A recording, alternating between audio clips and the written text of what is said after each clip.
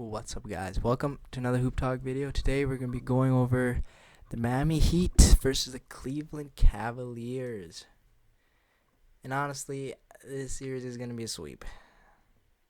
I don't think there'll be any competition, as we saw in Game 1. It was 121-100.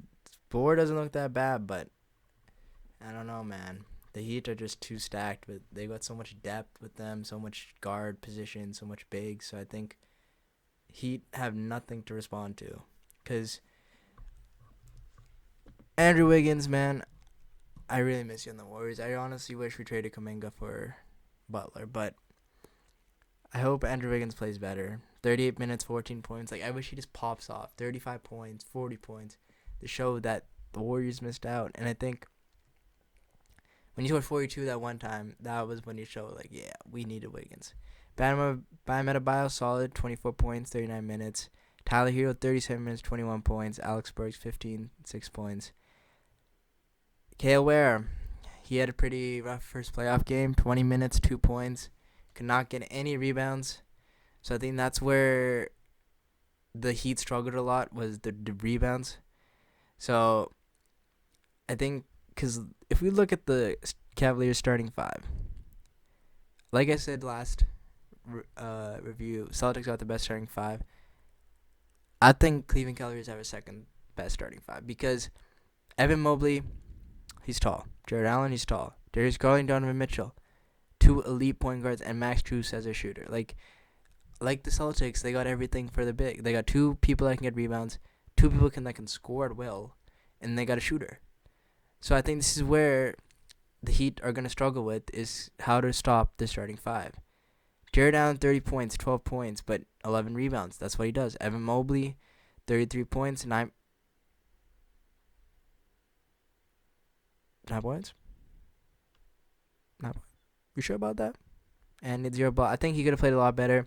Donovan Mitchell did his thing, and Darius Garland did his thing. So these two, like I said, they score at will. So that's where the Heat have to stop them. I think this is where they're going to struggle with, is how to stop Darius Garland and Donovan Mitchell, which I think they can stop one of these guys with Davion Mitchell, who, honestly, was he playing? Did he play? Yeah, he played 34.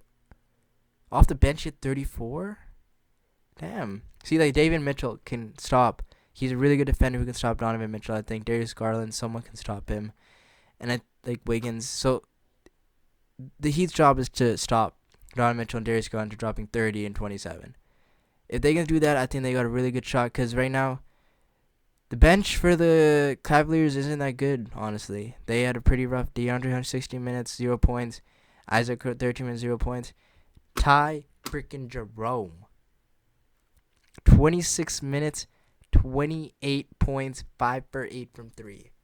That, honestly, is why they won the game. Though Donovan Mitchell had 30 points and Darius Garland had 27, Ty Jerome had 28 points off the bench. So I think, he couldn't do it on the Warriors, but he did it on the Cavaliers. But, again, Ty Jerome, he's a really good player, honestly. I think he's underrated by a lot. And I think he should win 6th Man of the Year. In my opinion, it's either him or Pritchard. I think Beasley will win it, but Ty Jerome has got a good case for 6th Man of the Year after this performance. And I think it showed that Cavaliers also have depth like the Celtics. Hunter is a really, really good player. It's just he had an off game. They've got shooters. Dean Wade can go pop off, but it's these five. These five are the best players who can dominate. So I think if Cavaliers can stop them somehow, Terry Rozier didn't play.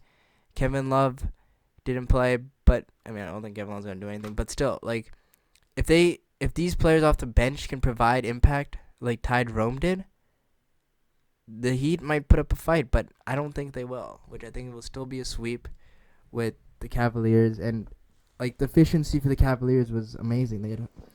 They made a lot of shots. If you look, they didn't miss a lot of shots. The most Darius Garland Donovan Mitchell just missed 8 shots. That's it. Everybody else was pretty efficient, and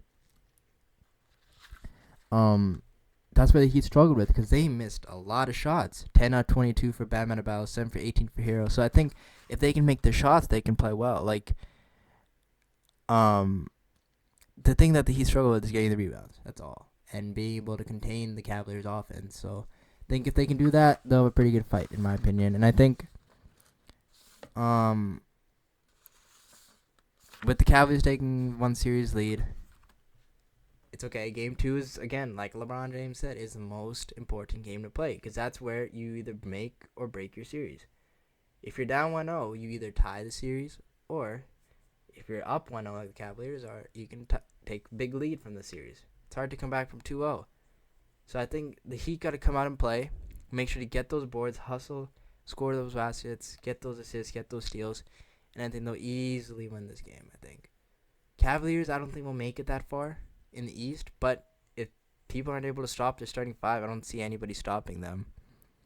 And for the Heat, they got to rely on other players. Like this game, they relied on Adebayo and Hero to score, and they only scored 24 and 21, which I think it isn't bad, but I think Burks, for example, and Ware and Wiggins got to score more points. They have to show that they can also score too. And then, even though the rookie struggled, Cale Ware, I think it's okay. It's first game. He'll bounce back the next game. And for the Heat, offensive dependence, I think, has to be on other players too. They shot 18 and 22 shots. Like David Inman shot third most with 12. So I think Wiggins got to get more shots up. They got to get Burks some more threes. He was 2 for 3 from 3. That's all he shot. So I think if he can get good shots, because he's a pretty good shooter. Duncan Robinson get more threes. Highsmith get some threes. I think that will make them a lot better, make them better shots. And then the defensive strategies for the Heat, I think, has to be make sure they're not letting them shoot, put some defensive pressure, and make sure to close the gaps and don't make them get through the paint, and make sure they get those rebounds. If they make those rebounds, it'll be a really, really good series then. But yeah, that was pretty much it.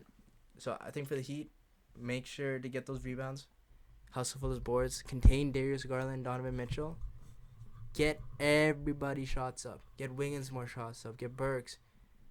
Then I think they'll have a good series. Like this game, if you look at it, it was kind of close to the fourth and first quarter. But I think if Heat can play consistently, they will win game 2. But like I said, game 2 is more important. If the Cavaliers win game 2, the Heat ain't coming back. If the Heat win game 2, then there's some living chance. But yeah, game 2 is tomorrow, April 23rd. And wait, is that the date today? Oh, today's 20th. So tomorrow, 23rd, Cavaliers vs. Heat. I got Heat. I'm going on the Heat. And I think if the Heat win, they go back home with the win, which is amazing. So yeah, that was the end of the Hoop Talk. Hope you guys enjoyed. Let me know what you guys think in the series. And yeah, peace.